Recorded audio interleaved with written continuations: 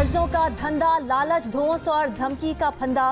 कर्ज देने वाले सुहाने सपनों का जाल बिछाते हैं, शहरियों को कर्ज की दलदल में फंसाते हैं, फिर अपने हरकारों से धमकाते हैं, मोबाइल फोन हैक करके निजी मालूमात फैलाने की धमकियां देते हैं, मजबूरी से फायदा उठाते हैं, असल से कई गुना पैसा वसूल करते हैं। गैर कानूनी कंपनीज के दफातर में टॉर्चर कॉल सेक्शन बनाए जाते हैं, जहां से कर्ज लेने वाले शहरियों को धमकी भरी कॉल्स का हदफ मिलता है। पैसा वसूल होने पर हिस्सा दिया जाता है। हुकाम का कहना है सिर्फ 11 कंपनीज को ऑनलाइन कर्ज देने की इजाजत है।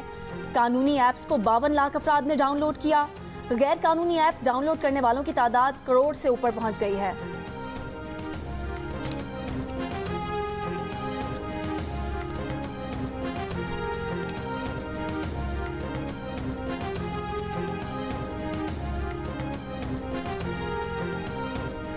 शहरियों को ब्लैकमेल करने वाली गैर कानूनी ऑनलाइन कंपनीज के खिलाफ FIA का क्रैकडाउन।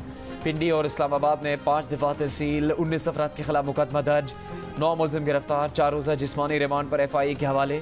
FIA हुकाम के मुताबिक लोग ऑनलाइन या दफ्तर आकर भी शिकायत करवा सकते हैं। SCCP का कहना है कि गैर कानूनी कंपनीज के ऐप्स डाउनलोड करने वाले जालसाजों को कॉन्टैक्ट लिस्ट और पिक्चर गैलरी तक रसाई देते हैं, जिस पर ब्लैकमेलिंग का धंधा चलता है।